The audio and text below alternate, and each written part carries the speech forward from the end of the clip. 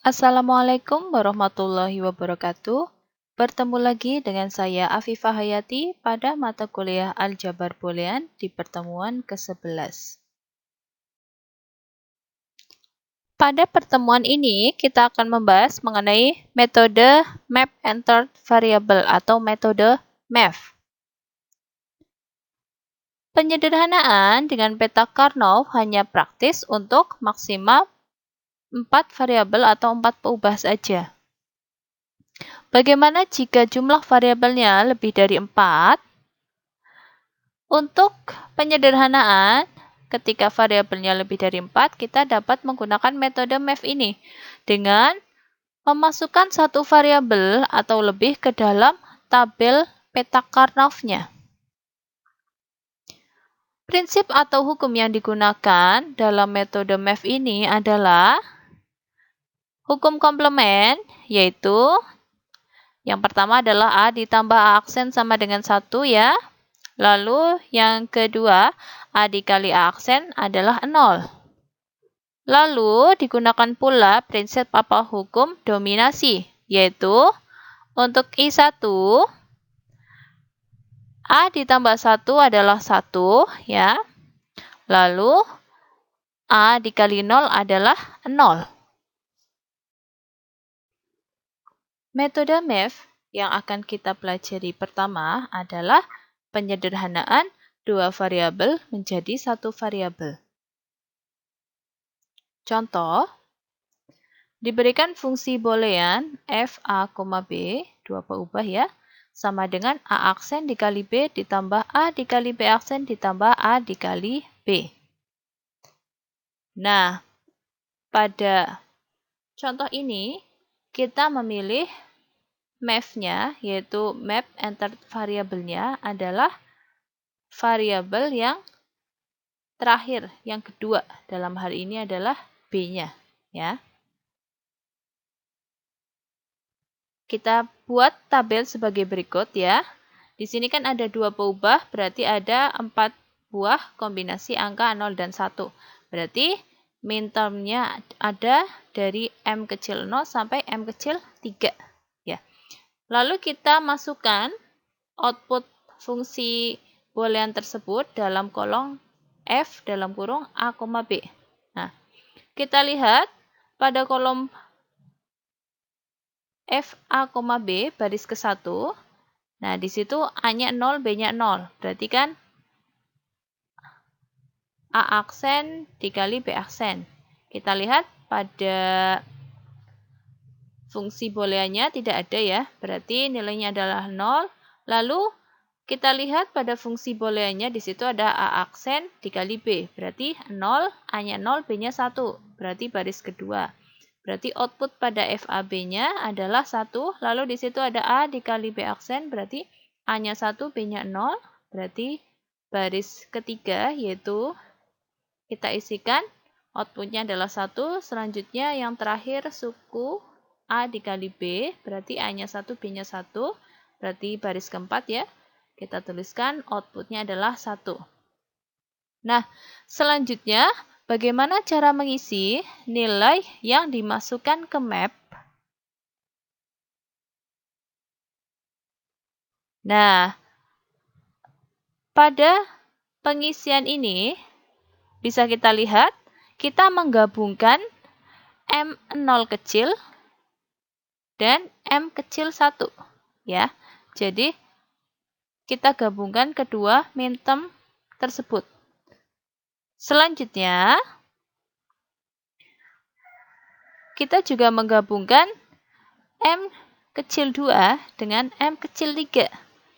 Nah, kita namakan penggabungan yang pertama, yaitu yang M kecil 0 dengan M kecil 1, sebagai min term baru, yaitu 0. Lalu M kecil 2 dengan M kecil 3, itu juga kita namakan sebagai min term baru, yaitu 1. Ya. Selanjutnya, kita kelompokkan ya, MEV yang kita pilih dalam hal ini adalah B, yaitu variabel terakhirnya ya, variabel keduanya dalam hal ini, dengan outputnya, yaitu F dalam kurung A, B-nya. Nah, berarti kita memiliki pengelompokan 01 pada kolom B dan 01 pada kolom output FAB-nya. Ya. Selanjutnya apa yang kita lakukan? Nah, kita lihat ya pada kolom variabel atau peubah B-nya. Pada M0 yaitu baris pertama berarti adalah B aksen ya karena B-nya 0. Lalu pada M kecil 1 yaitu baris kedua B-nya adalah 1 berarti B ya mewakili literal B. Nah, selanjutnya kita lihat pada baris pertama itu kan B-nya B aksen FAB-nya 0. Berarti kita kalikan B aksen dikalikan 0 ya. Selanjutnya ditambahkan dengan perkalian baris kedua. Dalam hal ini B-nya 1 ya. Berarti mewakili literal B dikalikan outputnya. Pada baris kedua tersebut FAB-nya adalah 1. Berarti ditambah B dikali 1. Kita ingat B aksen dikali 0 ya. Menggunakan hukum identitas. Maksud saya hukum dominasi ya, B aksen dikali 0 adalah 0. Lalu ditambah B dikali 1. B dikali 1 ya adalah apa? B ya. Selanjutnya berarti kita mendapatkan hasilnya sama dengan 0 ditambah B. 0 ditambah B berapa? Kita ingat ya. 0 ditambah B adalah B, yaitu menggunakan sifat atau hukum identitas ya. Berarti kita mendapatkan nilai yang dimasukkan ke map ya pada pengelompokan 0 ya adalah B. Ya, B yang diberi warna merah tersebut. Selanjutnya pada pengelompokan yang kedua ya. Ini berarti baris ketiga dan baris keempat. Kita lihat pada baris ketiga, peubah B-nya itu bernilai 0. Berarti mewakili literal B aksen. Lalu outputnya adalah 1 FAB-nya. Berarti kita tuliskan B aksen dikali 1. Lalu ditambah baris keempat, B-nya bernilai 1. Berarti mewakili literal B. Lalu output FAB-nya adalah 1. Berarti B dikali 1. Nah, ingat. B aksen dikali 1 sama dengan B aksen, lalu B dikali 1 sama dengan B. Sehingga hasilnya sama dengan B aksen ditambah B. B aksen ditambah B, menurut hukum atau sifat komplement, kita mendapatkan hasilnya sama dengan 1. Berarti kita mendapatkan nilai yang dimasukkan ke map nanti adalah B dan 1. Ya. Dengan B adalah pengelompokan untuk M0 yang baru dan 1 adalah pengelompokan untuk M1 yang baru. Nah, selanjutnya kita masukkan ya pengelompokan tersebut ke dalam tabel berikut. Berarti kan hanya tersisa variabelnya adalah A ya, peubahnya tinggal A saja. Nah, berarti kita tuliskan pada peta Karnaugh-nya berupa hanya 01 saja, yaitu input untuk peubah A saja.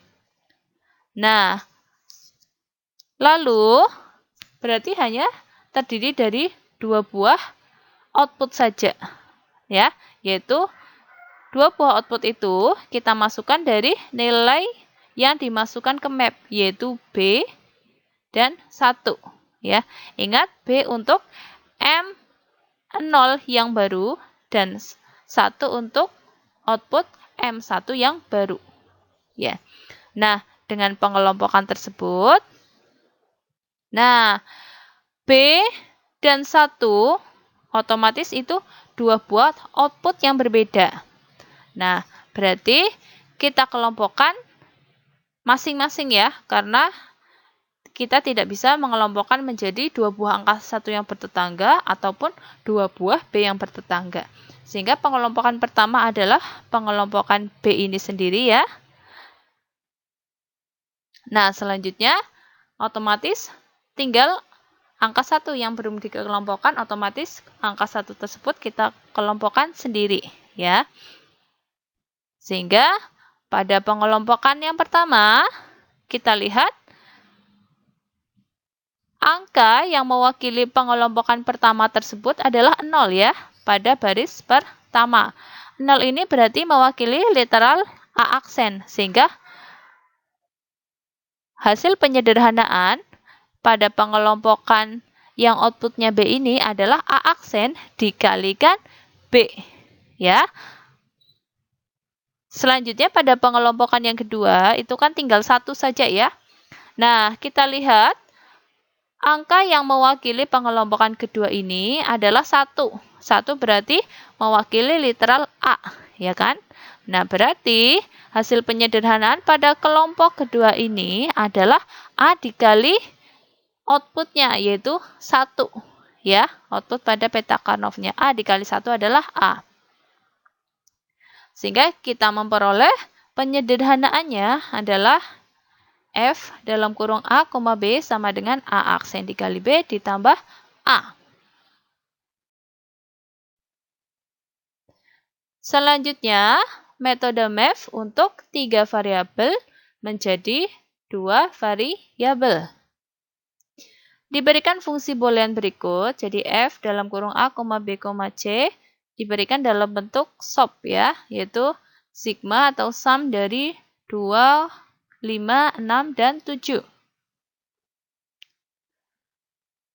Kita memilih math pada peubah yang terakhir ya. Dalam hal ini perubah terakhirnya adalah C. Ya.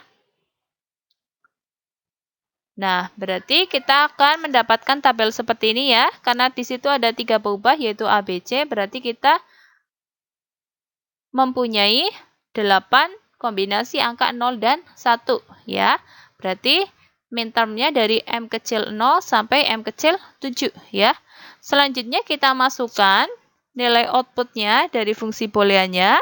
Di situ jumlahan dari minterm M kecil 2 ditambah M kecil 5 ya. Ditambah M kecil 6 dan M kecil 7. Berarti selainnya itu nilainya 0. Sehingga kita mendapatkan output seperti terlihat pada kolom F dalam kurung A, B, C. Ya, jadi M0-nya adalah 0. M kecil 1-nya adalah 0, M kecil 2-nya adalah 1, dan seterusnya. Nah, selanjutnya kita mengelompokkan dua-dua lagi. Ya. Jadi ini M kecil 0 dengan M kecil 1 kita namakan sebagai minterm 0 yang baru. Ya. Lalu M kecil 2 dengan M kecil 3 kita namakan sebagai minterm M kecil 1 yang baru, ya. Lalu M kecil 4 dengan M kecil 5 kita namakan sebagai minterm M2 yang baru. Dan yang terakhir, M kecil 6 dengan M kecil 7 kita namakan sebagai minterm yang baru, yaitu 3. Langkahnya sama dengan sebelumnya, kita kelompokkan math yang kita pilih, yaitu dalam hal ini C, ya, peubah C dengan fungsi booleannya, output fungsi booleannya. Nah, pada pengelompokan pertama, di situ baris pertamanya adalah C-nya 0, lalu FABC-nya 0. C0 artinya mewakili literal C aksen. Nah, berarti C aksen kita kalikan dengan output F-nya, yaitu C aksen dikalikan 0. Ditambah, untuk baris keduanya, berarti C-nya adalah 1, berarti mewakili literal C ya. Lalu outputnya adalah 0, berarti ditambah C dikali 0. Ingat, apapun dikali 0 adalah hasilnya 0 ya. Berarti sama dengan 0 ditambah 0. 0 ditambah 0 adalah 0. Berarti untuk pengelompokan M0 yang baru, outputnya nanti kita tuliskan sebagai 0. Sekarang kita lihat pada pengelompokan M kecil 1 yang baru, minterm yang baru adalah ini. Nah, kita lihat pada pengelompokan ini, Peubah C pada baris ketiga itu diwakili oleh angka 0, berarti 0 ini mewakili literal C aksen. Lalu dikalikan dengan output fungsi F-nya adalah 1, berarti C aksen dikali 1. Lalu ditambahkan pada baris keempat, C-nya adalah 1, berarti mewakili literal C, dan outputnya adalah 0, berarti ditambah C dikali 0. Berarti sama dengan C aksen dikali 1 adalah C aksen, lalu C dikali 0 adalah 0. Berarti sama dengan C aksen ditambah 0, C aksen ditambah 0 adalah C aksen. Lanjut kita ke pengelompokan M2 yang baru, minterm 2 yang baru, yaitu pada baris ke-5 dan 6. Pada baris ke-5, peubah C-nya diwakili oleh angka 0, berarti mewakili literal C aksen ya. Lalu output pada F-nya adalah 0. Berarti C aksen dikali 0 ditambah pada baris ke-6-nya. Untuk peubah C-nya adalah 1, berarti literalnya adalah C, dikali output F-nya adalah 1, berarti C dikali 1. Nah, sama dengan C aksen dikali 0 adalah 0, C dikali 1 adalah C. Berarti sama dengan 0 ditambah C. 0 ditambah C adalah C. Berarti pada pengelompokan minterm M2 yang baru adalah C. Lanjut pada pengelompokan yang terakhir yaitu M3 yang baru. Kita lihat baris ke-7 ya. Itu peubah C-nya adalah 0, berarti mewakili literal C aksen, lalu output F-nya adalah 1, berarti C aksen dikali 1 ditambah untuk baris ke-8, peubah C-nya adalah 1 ya, berarti mewakili literal C, lalu output F-nya adalah 1, berarti C dikali 1. Lalu C aksen dikali 1 adalah C aksen, C dikali 1 juga C, berarti sama dengan C aksen ditambah 1, maksud saya C aksen ditambah C. C aksen ditambah C berarti menggunakan hukum komplement hasilnya adalah 1. Berarti untuk pengelompokan M3 yang baru adalah 1 ya. Selanjutnya kita akan memasukkan ke dalam peta Karnaugh ya. Nah, kita akan memperoleh peta Karnaugh seperti ini ya. Berarti kan variabelnya tinggal 2 ya, yaitu A dan B. Otomatis kita akan mempunyai 4 buah output ya. Ingat untuk output yang pertama tadi apa? Untuk A-nya 0, B-nya 0 ya. Itu nilai yang dimasukkan ke map adalah 0 ya. Yaitu untuk M0 yang baru. Lalu untuk A-nya 0, B-nya 1, ya, yaitu baris pertama kolom kedua, itu berarti kita lihat untuk pengelompokan untuk yang 1 ya, minterm 1 yang baru. Kita lihat nilai yang dimasukkan adalah C aksen, lalu lanjut untuk A1, B0, kita lihat pada tabel sebelumnya, itu berarti pengelompokan untuk minterm M2 yang baru ya, berarti nilai yang dimasukkan adalah C ya. Lalu untuk yang terakhir ketika A-nya 1, B-nya 1, itu nilai yang dimasukkan ke dalam map-nya adalah 1. Yaitu untuk minterm 3 yang baru.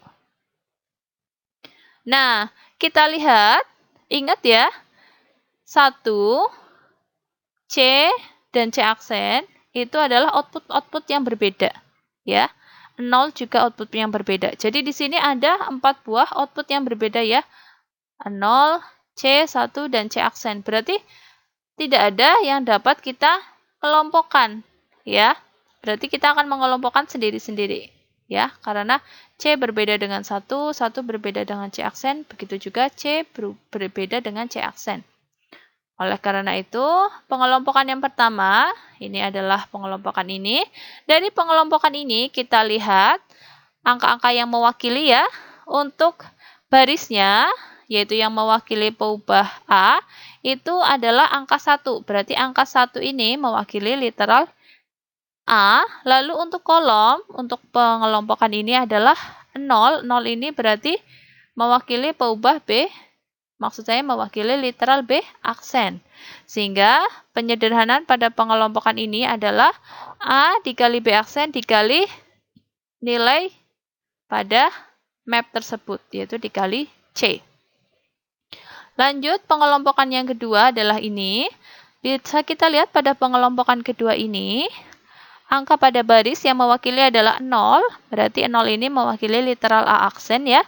Lalu pada kolomnya, angka yang mewakili adalah 1 ini berarti mewakili literal B. Berarti, penyederhanaan pada kelompok ini adalah A aksen dikali B dikali nilai yang dimasukkan pada map tersebut, yaitu C aksen.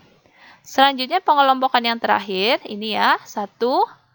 Nah, kita lihat pada pengelompokan ketiga ini, angka pada baris yang mewakili adalah 1, berarti 1 ini mewakili literal A.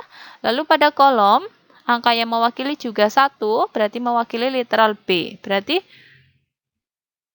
penyederhanaan pada pengelompokan ketiga ini adalah A dikali B dikali nilai yang dimasukkan ke dalam map, yaitu 1. Ya. A dikali B dikali 1 sama dengan A dikali B. Sehingga kita memperoleh hasil penyederhanaannya adalah F dalam kurung A, B, C sama dengan A dikali B aksen dikali C ditambah A aksen dikali B dikali C aksen ditambah A dikali B. Metode math selanjutnya yang akan kita bahas adalah menyederhanakan 4 variabel menjadi 3 variabel saja.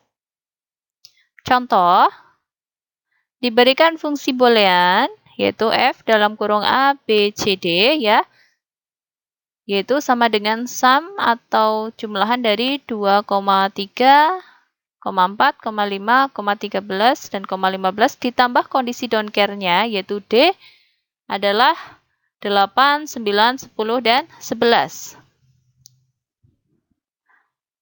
Seperti biasa, kita akan memilih math, yaitu untuk paubah atau variabel yang terakhir. Dalam hal ini adalah variabel D.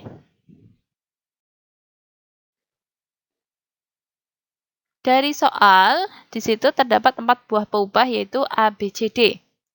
Oleh karena itu, akan terdapat 16 buah kombinasi angka 0 dan 1, sehingga ada 16 buah minterm, yaitu dari M kecil 0 sampai M kecil 15.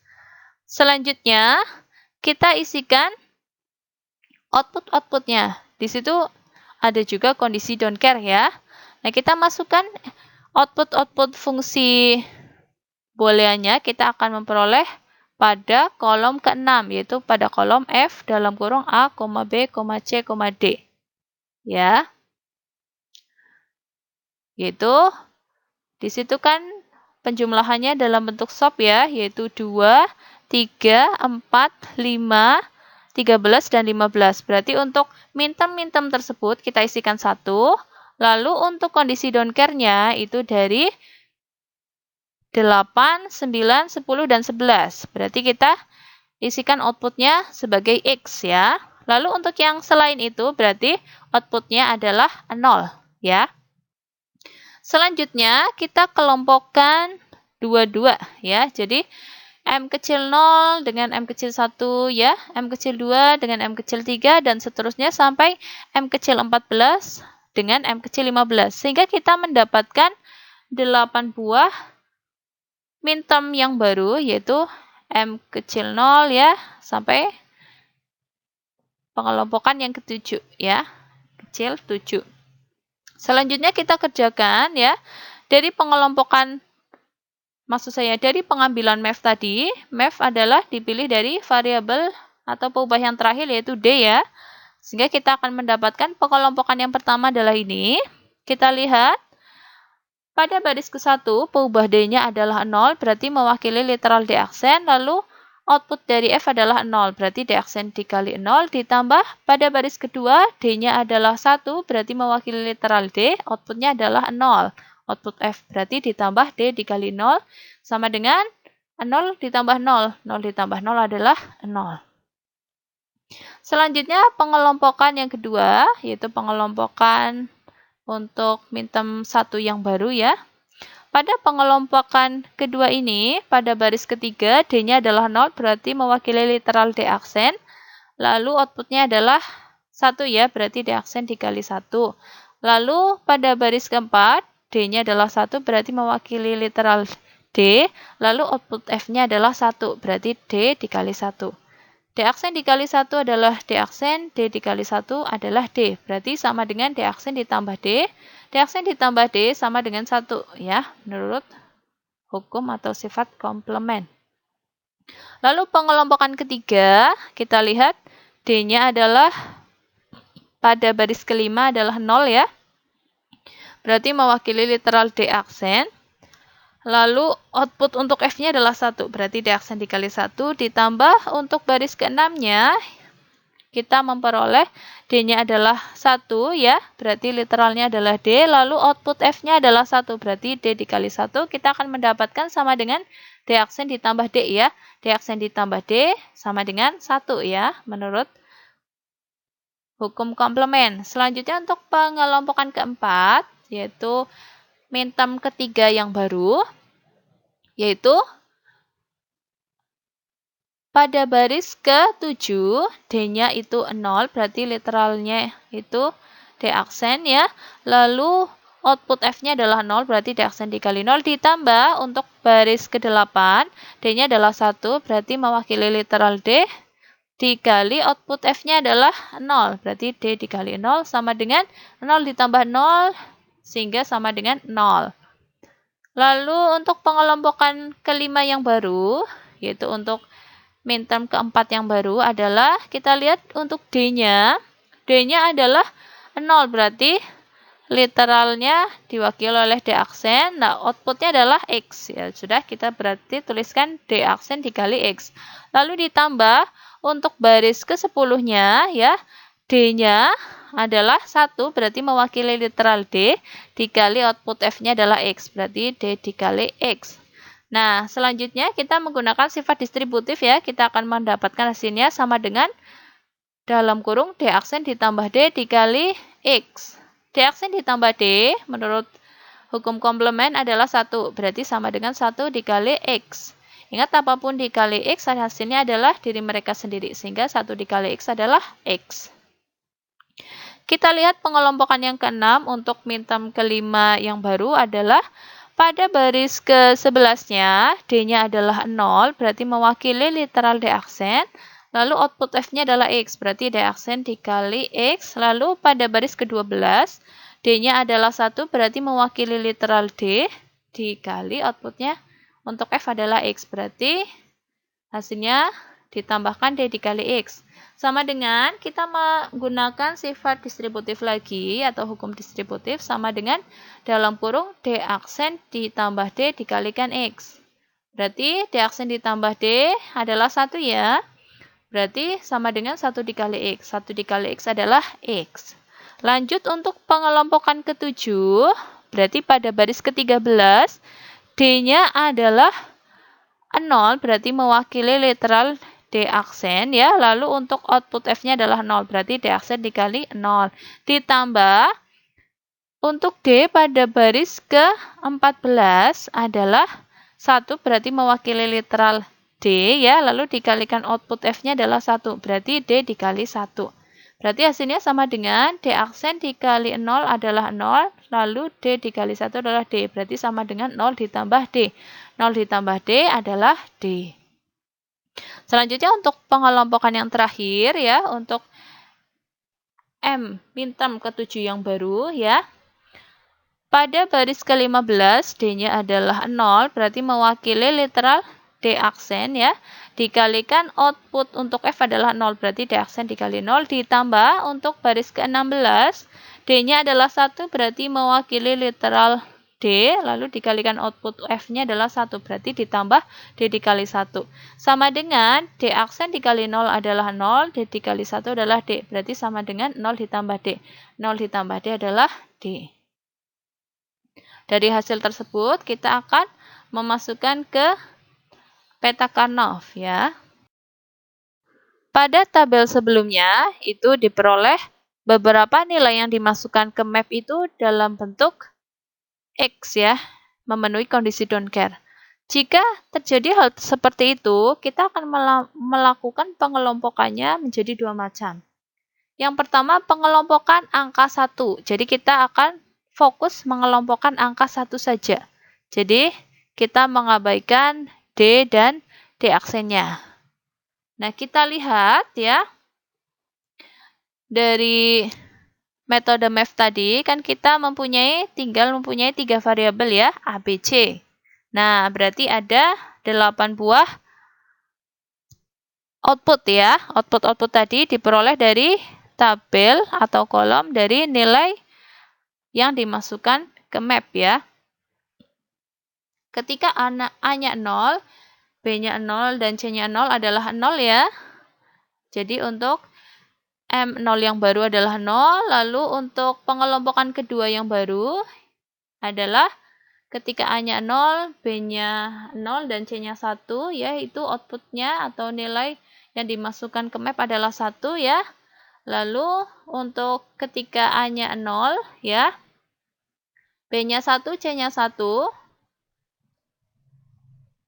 maksud saya B-nya 1, C-nya 0 ya, yaitu untuk pengelompokan ketiga yang baru, yaitu M2 yang baru, itu adalah outputnya 1 ya. Lalu untuk pengelompokan keempat yang baru, yaitu M3 yang baru, itu berarti untuk A-nya 0, B-nya 1, C-nya 1, itu outputnya 0, dan seterusnya ya.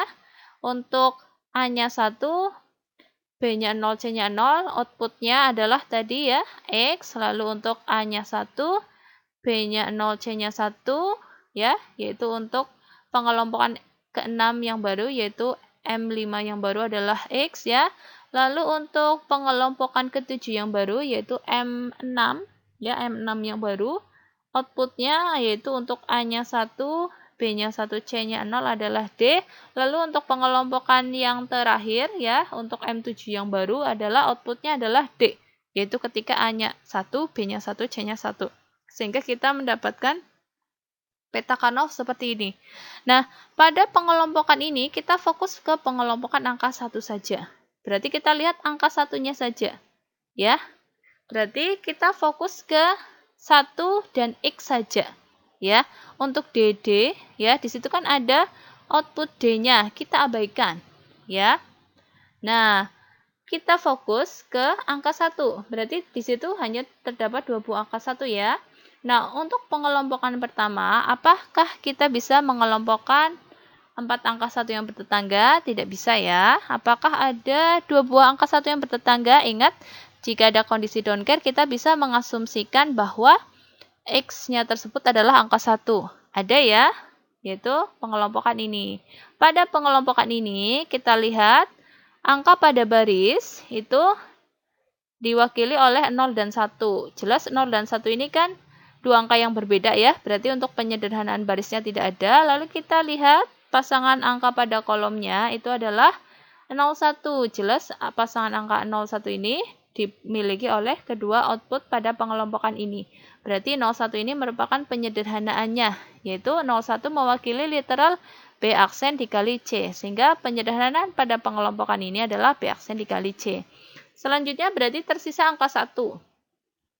Pada angka 1 yang belum dikelompokkan tersebut, di sekelilingnya tidak ada X ya, berarti ya kita hanya bisa mengelompokkan angka 1 itu sendiri. Ya. Nah, bisa kita lihat pada pengelompokan angka 1 yang kedua ini, berarti pada barisnya angka yang mewakili adalah 0. 0 ini berarti mewakili literal A aksen ya, lalu pada kolomnya 1, 0 berarti mewakili literal B dikali C aksen. Berarti penyederhanaan pada kelompok kedua ini adalah A aksen dikali B dikali C aksen. Nah, untuk pengelompokan selanjutnya itu pengelompokan untuk D atau D aksen.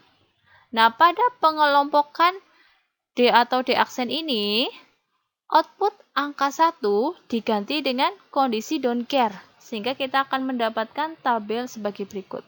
Semua output angka 1-nya kita ganti dengan X. Nah, baru kita akan mengelompokkan D atau D aksen. Kebetulan di tabel ini hanya ada, maksud saya dalam peta Karnaugh ini hanya ada D saja ya, tidak ada D aksen. Ingat D dengan D aksen itu dua literal yang berbeda ya kan. Nah, di sini kebetulan hanya ada D saja. Berarti kita akan mengelompokkan kedua D ini. Nah, ingat, X adalah kondisi don't care. Berarti kita bisa mengasumsikan X ini menjadi sesuatu yang kita akan kelompokkan. Dalam hal ini D-nya. Berarti kita akan mengasumsikan X sebagai D. Apakah dengan mengasumsikan X sebagai D, kita bisa mendapatkan 8 buah angka D? Maksud saya 8 buah D yang bertetangga? Tidak ya. Apakah bisa membuat 4 buah angka D yang bertetangga? Bisa ya. Nah, kita akan mendapatkan pengelompokan ini. Dalam pengelompokan ini, pada baris ya, pada baris itu pengelompokan ini diwakili oleh angka 1. Jelas angka 1 ini diwakili oleh keempat output pada pengelompokan ini, yang mewakili literal A. Ya, lalu kita lihat pasangan angka pada kolom, yaitu 00, 01, 11, dan 10. Jelas baik angka di depan maupun angka yang di belakang itu tidak ada yang seragam, tidak ada yang sama. Berarti penyederhanaan pada kolomnya tidak ada. Berarti hasil penyederhanaan pada pengelompokan ini adalah A dikali nilai pada map yang dimasukkan ke map, yaitu peubah D. Berarti penyederhanaannya adalah A dikali D. Ya. Berarti kita akan memperoleh ya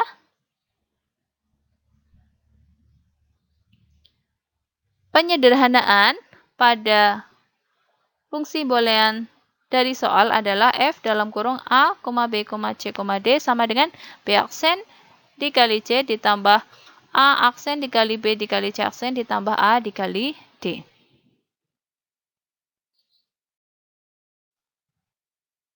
Latihan untuk pertemuan ini, sederhanakan fungsi boolean berikut dengan metode MEF.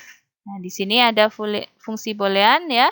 Jadi F, W, X, Y, Z sama dengan sigma atau sum dari 1, 3, 7, 11, dan 15. Lalu di situ ada ditambah kondisi don't care-nya adalah 0, 2, dan 5.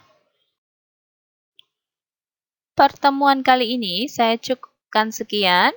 Mohon maaf jika ada salah pengucapan maupun salah penulisan.